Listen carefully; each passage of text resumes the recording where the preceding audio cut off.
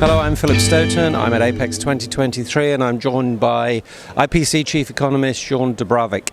Shawn, great to see you again. Thanks for stopping by to chat. I enjoyed your keynote on Monday lunchtime. Thank you for that. And I understand you presented a similar set of predictions to the EMS group yesterday.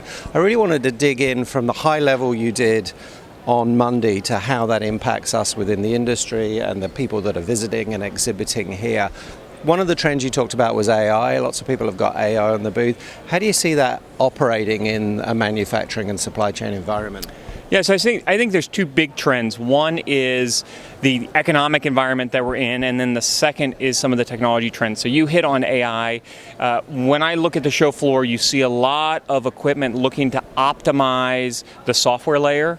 So you see them looking at how we can automate small things, how we can use the data exhaust that's coming off of all these machines and pouring that back into the production cycle and the manufacturing cycle. So I think there's an increasing focus on the data that's coming off of these machines, and then as a result, all of that data, if you want to drive predictions, you're going to be overlaying some type of AI or machine learning, computer vision, any number of AI forms to really help make that actionable data. Okay, yeah, that makes sense. And the elephant in the room, I guess, at the moment is the economy. So let's just get past that and talk about that briefly.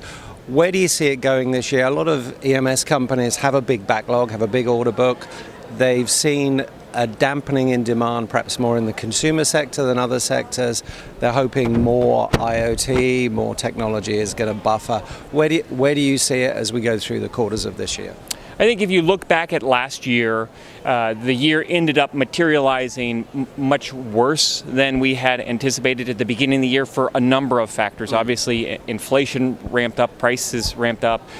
This industry, our industry, felt it from higher costs for material, higher shipping costs significantly, and then also just the supply chain disruptions made parts and products and components that you wanted to get hard to get. So there was that dynamic. As we look out over 2023, it's looking like a very difficult year. Economic growth in Europe will probably be flat to down. In the US, it will probably be barely positive for the year with some negative growth here at the beginning of the year. So I think there are some headwinds. At the same time, when I look at the sentiment of the industry, it's actually pretty good. It looks pretty good. Companies are saying that their order flows are still looking pretty healthy. Capacity utilization still looks pretty good. So it looks like they're optimistic, but they don't want to be overly optimistic. So there are clearly headwinds. But then, some of the headwinds that existed last year have dissipated. So supply chain disruptions have improved, costs have come down, and I think manufacturers are seeing that as a good opportunity. It really comes down to, is demand going to be there?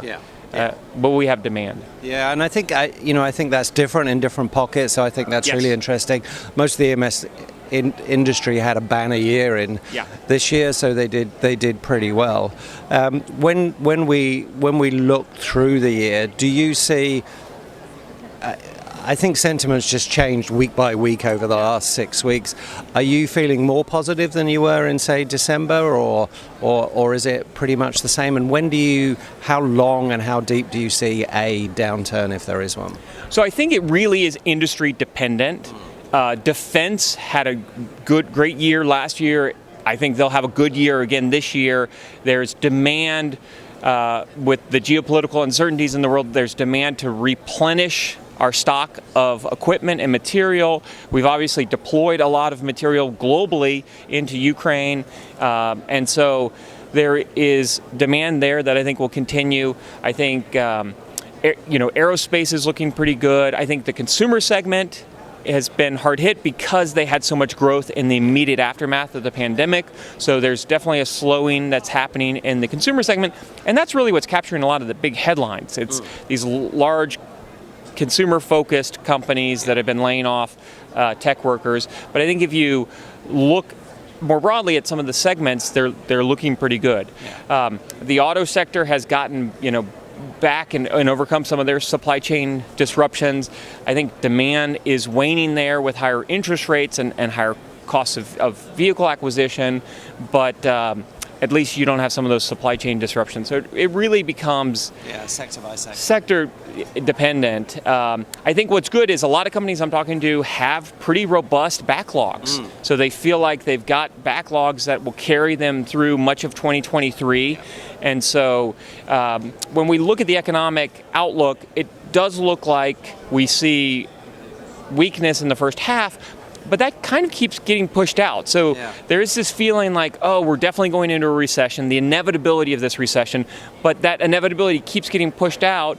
We continue to hire globally, so employment's looking pretty good. And, so I think if we do see a downturn, and it does feel likely that we will, it will be likely short-lived. But even looking out at 2024, we don't necessarily see robust growth. So we're kind of moving into a newer normal now.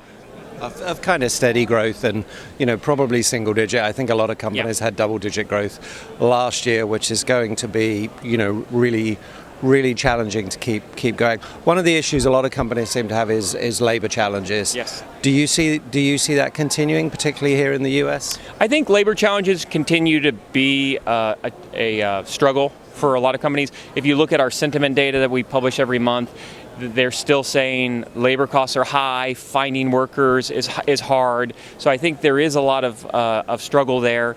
I think at the same time, we're not maybe looking to hire as many people as we brought on over the last year. In the U.S., we added about 35,000 new jobs in the electronics manufacturing sector. So we're not going to, I don't think we'll add another 35,000 over the year ahead. But employment in the U.S. is as high as it's been since 2009. So we're at a high level mark. And so I think that will continue to be a challenge in a lot of markets. Also, prices continue to rise, and so wages will continue to move up, and so that will be a pressure point. Not to the extent that they did last year, but we're still seeing elevated pricing, price levels, and so that will put some pressure there too. Okay, so when we look at the labor market, one of the things that a lot of people have been talking about is this kind of reshoring, ally shoring, friend shoring, whatever you want to call it. There's a dividend for the US in that instance, also for Mexico, but there's the counter effect of not being able to get perhaps enough labor to fulfill that. How do you see that reshoring with things like the CHIPS Act and the PCB legislation we're seeing? And do you worry that labor is going to actually slow that down? I think that manufacturers are looking to deploy capital if they can see demand. So I think what will really slow that down is demand. If demand looks robust, then I think companies will invest and they'll find workers, even if it means training workers who are in other sectors. We have seen that in the U.S. You look at leisure and hospitality, they're not back to pre-pandemic levels. They're really nowhere close to pre-pandemic levels. So it feels and looks like people who were previously working in hospitality are now doing other things. They've come into manufacturing, they've come into other sectors, and so I think manufacturers will work to draw workers in from other sectors. That certainly is a challenge for them, so you have to figure out what's the value proposition. What am I going to do to create an environment where workers want to come work for us, as opposed to, especially at the beginning tier, Starbucks or a hotel or something else. And so how do we bring those workers in? I think there's opportunity in the U.S. I think there's opportunity to be in Europe. So you are definitely seeing companies look at, how do I add resiliency to my manufacturing processes and resiliency to my supply chains, and in many instances that's shortening the supply chain, doing some production in the market that you're trying to serve. And so I think that will mean broadly we see more workers. Continuation of that reshoring. When you look at things like the CHIPS Act and the idea of bringing semiconductor manufacturing here, building up our footprint in the US for PCB fabrication, those kind of things, that's a slow burn, isn't it? That's going to take years to kind of rebuild to the levels that were here 20 years ago. I think it would take years to get back to, say, pre-2001 levels, but it is incremental, and it is a little bit at a time, and I think it really is all about getting strong demand signals. Yeah. If there appear to be strong demand signals, whether that's come through policy initiatives or just broader changes in trends, I think you will see companies invest in the markets that have opportunity to grow.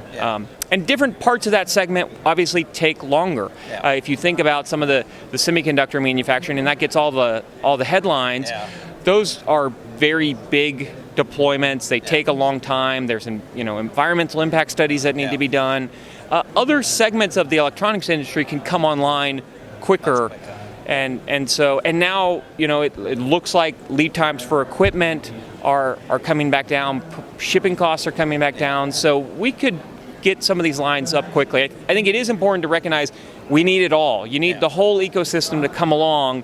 It can't just be semiconductors. It's got to be everything else around it.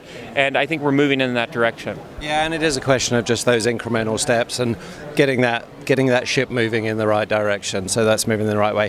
What I'm getting from you is a lot of it's driven by demand. So we need those strong demand signals, and hopefully they'll be here this year. Shawn, thanks for talking to me. A pleasure as always, and look forward to talking again soon. Great to see you.